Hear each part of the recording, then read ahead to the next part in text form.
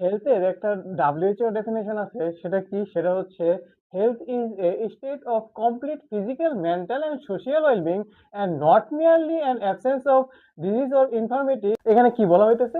এখানে বলা হইতেছে health is a state of, health একটা অবস্থা। কিসের অবস্থা?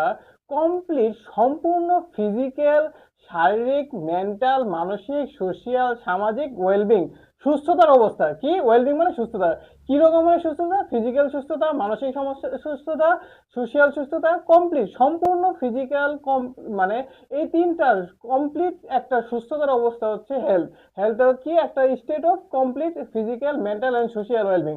এবং কি অ্যান্ড নট মিয়ারলি, এটা শুধুমাত্র যে অ্যান অ্যাবসেন্স অফ ডিজিজ, এটা যে ডিজিজের অ্যাবসেন্স সেটা না, অর ইনফার্মিটির অ্যাবসেন্স অথবা অক্ষমতার কোনো রোগের অ্যাবসেন্স অথবা কোনো অক্ষমতার অ্যাবসেন্স, এটাই এটাই হেলথ নয়। হেলথ আবার এছাড়াও দ্যাট এনেবল, যেটা সক্ষম এ পারসন, একজন মানুষকে to lead a socially, say lead করতে পারবে সোশিয়ালি, সামাজিক, ইকোনমিক্যালি এবং প্রোডাক্টিভ লাইফ সে লিড করতে পারবে।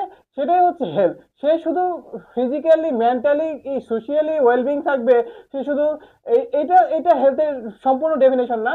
হেলথ এবং এটা not merely an absence of disease or ইনফার্মিটি, শুধুমাত্র যে তার ডিজিজের অ্যাবসেন্স থাকবে, ইনফার্মিটির অ্যাবসেন্স থাকবে সেটা না।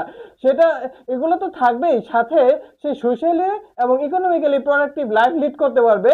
সেটা হচ্ছে হেলথ। এটা হচ্ছে WHO এর একটা পূর্ণাঙ্গ ডেফিনেশন হেলথের।